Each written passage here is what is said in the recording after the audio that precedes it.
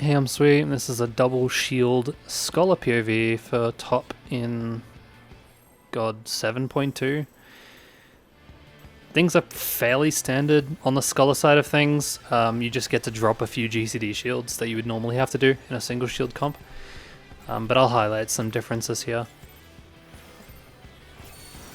For the most part, you can follow top midi, just make a few tiny adjustments. With the addition of needing to emergency tactics your suckers during downtime so that the Sage can get Toxicons and make sure there's no overriding going on. So typically I do my usual stuff here, no matter if it's double shield or not. I don't spread low Pantocrator because it is frankly a waste and overkill. So instead, I use Fey Illumination and Protraction for Looper healing, and that ends up being really nice, especially with the healing potency increase from Fey Illumination.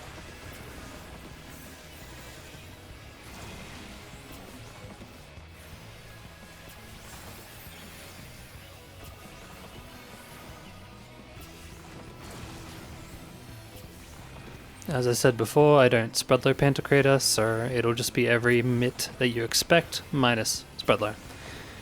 I like to do it in a particular order so that expedience goes out as late as possible, just so that everyone ends up with a longer sprint for more of the duration of the mechanic.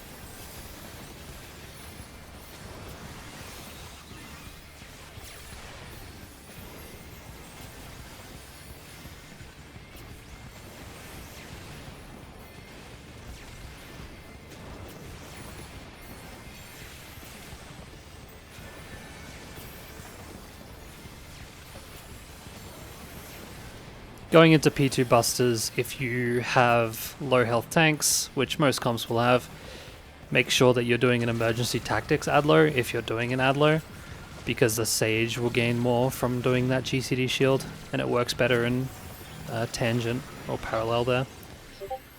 Other than that, standard P2 opener, just hitting 2 Art of Wars. You can hit 3 with Cleave if you have a fast enough spell speed.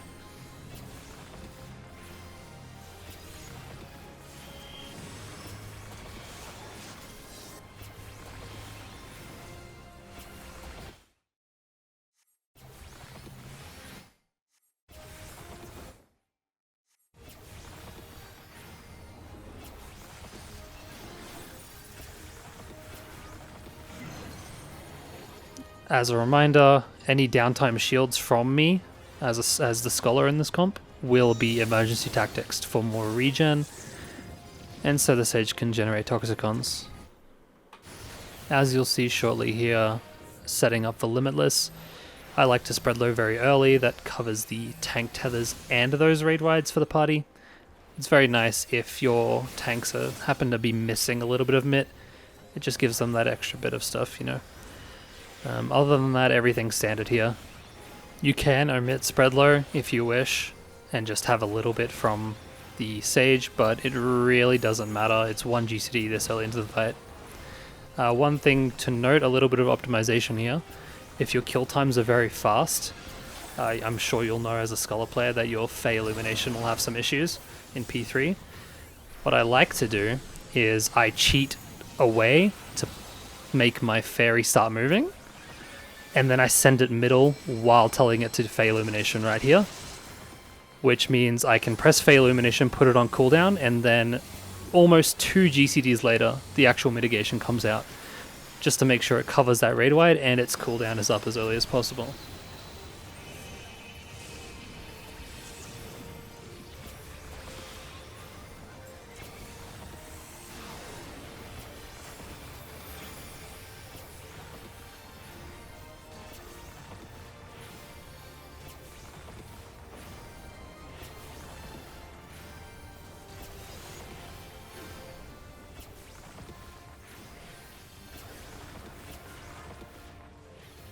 Going into P3 transition here, again, just an emergency tactics top up, and I'm going to be leaving the GCD shielding to the Sage. Top up after intermission, before the uptime for P3. I'll also be doing an emergency tactics sucker in the middle. That's also why I like to sit in the middle here. and do the little center dodge. It means I can save sprint and get to the middle quicker for an uptime, downtime rather, GCD shield. Other than that, the start I always soil regardless. That extra 10% is really nice from Kera. But patch 1 is the first major difference. With this double shield comp, you rarely need to sucker or spread low patch 1. So I will just rely on the Sage mitts here, and that's why there's no spread low going off. Other than that, I do everything else standard up until critical error. Patch 2 will be Fey Illumination or Expedience, whichever's up in time for the damage, depending on kill times. The inverse will be on patch 3, combined with Soil whenever your Dissipate is up, if you use my Dissipate timings. And then patch 4, with this comp, you will not need to do a sucker. You can just rely on a bit of the extra mitigation that comes from Sage for that patch 4 and be more than fine.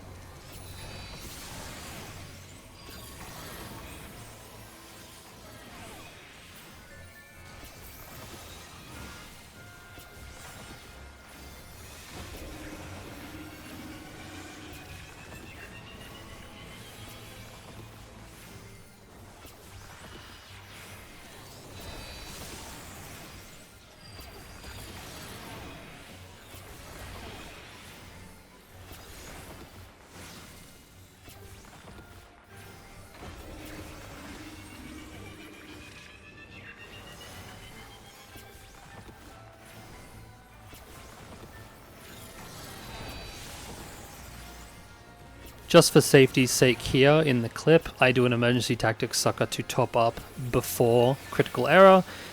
Most of the time you will not need this. It depends on what you and your co-healer wish to do.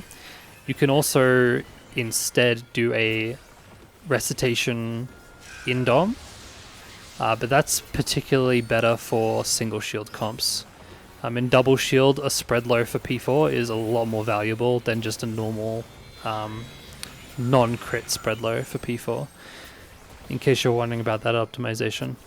Other than that, again, the same things I just normally do is I'll use Whispering Dawn for top up here, and then earlier Fey Blessing whenever it's available. P4, pretty standard on Scholar side. I do my spread low, my Seraph, a shield for the stacks, for the first two at least, Soil for the first two Proteans and stacks, Expedience and Fey Illumination whenever they come up, and then Fey Blessing to top up before the final stack, if it's up in time. Since we are a double shield comp, we have 20% for free from both Soil and Kera, which means a GCD shield, which is equivalent to roughly 10% mitigation for one hit, is not necessary for Blue Screen or Blind Faith. So instead of having to Succor or Eproc, we'll just have Soil and Kera and be more than fine here. Communicate with your Sage where you want them to be doing Numas, and then you can work out, who's got the most top up where for free. After raid wide, doing a emergency tactics Succor, helping the Sage GCD shield the tanks if necessary. Another thing to keep in mind here, Sage will probably have Zoe Eprog here. Not probably, they will have that, which means you don't need to spread low. Instead, to make up for the lack of regen capabilities without having a regen healer, a really nice spread low is for the mechanic of Delta itself, to cover those first two hits before the healers can really get mid to do some top up. So that's what I'll be doing here, you'll see in a second. Going to get a spread low out for those first two hits, and the Sage will probably just be spamming Prognosis for a little bit to help top up. Other than that, we can pretty safely just chill for the first two hits, and then start worrying about single target shielding and topping up after those first two hits take out the crit spread low. And this is where comfort with the mechanic starts to come in handy. The more comfortable you are with the mechanic, the easier it is to just single target shield people throughout it, and that just makes the last lineup way more comfortable. In single shield, it's not as pressing to do these. because you'll have a regen hopefully on people during this lineup, but as double shield, it's nice to get any single target shielding out while you can. Now, upcoming is Sigma raid wide. Keep in mind that we do have a free Kara, and then whatever other mitts Sage has, I believe they also holostas. No GCD shield required. It wasn't in single shield either, but just in case you were doing it for safety. In double shield, because we have those free mitts from Sage, I get an extra energy drain instead of Succoring and only have Seraph shield here. As you'll see in a second, it's more than enough to keep us alive. And yep, more than enough to keep us alive. So for the Sigma mech, I like to do Expedience barely after we get our markers. That way it covers both sets of damage in Sigma Part 1 and just helps people get to their spot faster, especially if it's far. You'll see here I do that. I pop Whispering while everyone's running through the middle to hopefully catch them. Emergency Tactics, Succor, and a Fey Blessing. Get to my spot, and then I will also run mid again to Emergency Tactics Succor. If Emergency Tactics is back up on cooldown, I pressed it a little late here, so it's not going to be enough. I'll just do a normal Succor because it still has a little bit of top up, but it's not too pressing.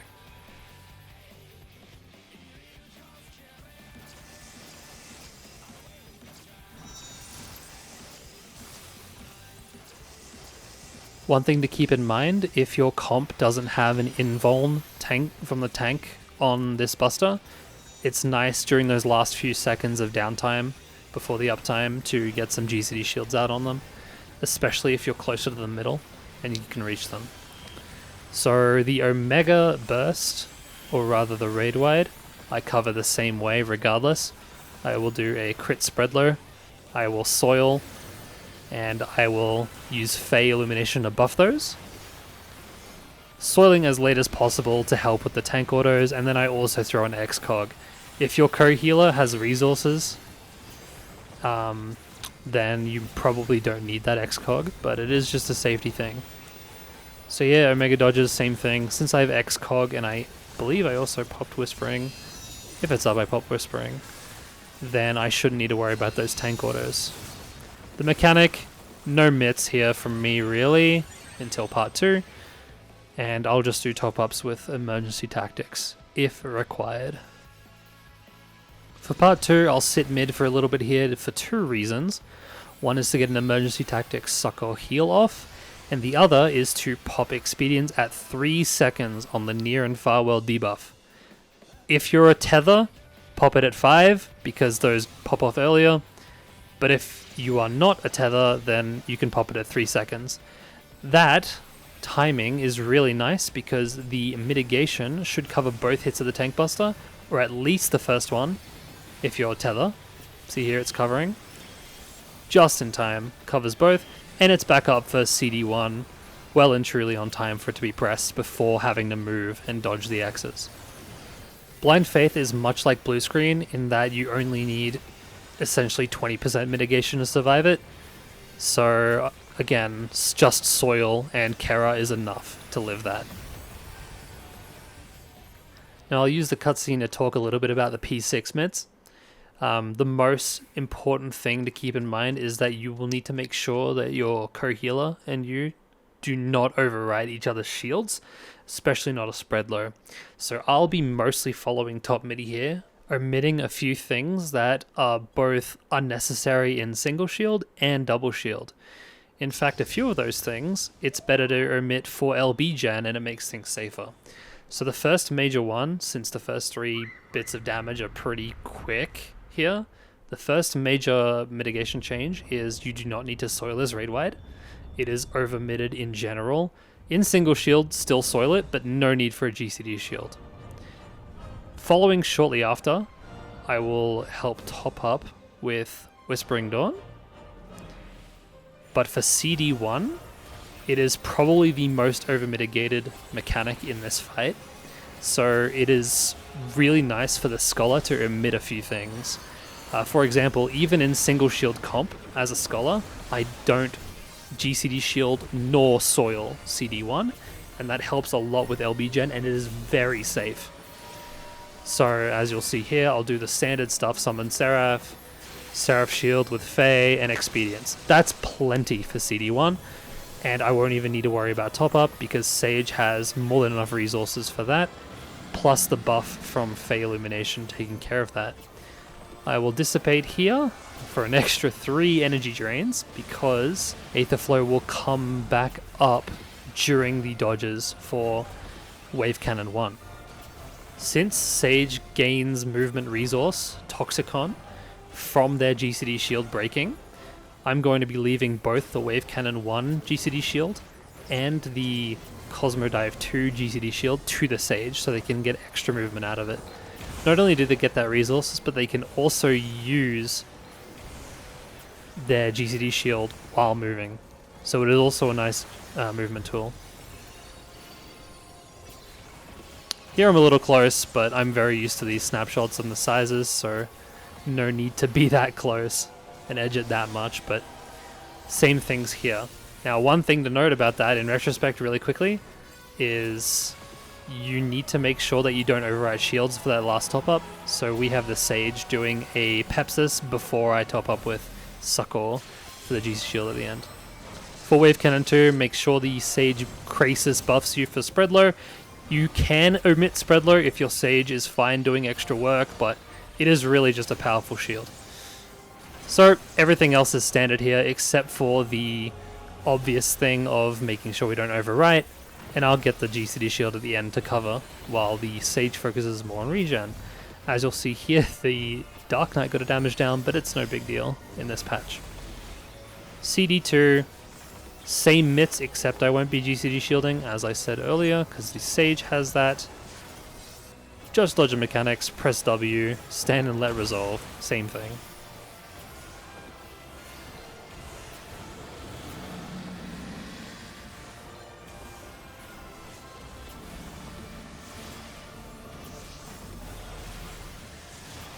It's really nice here to give a Fairy Tether to one of the tanks to help top off, so I've got that.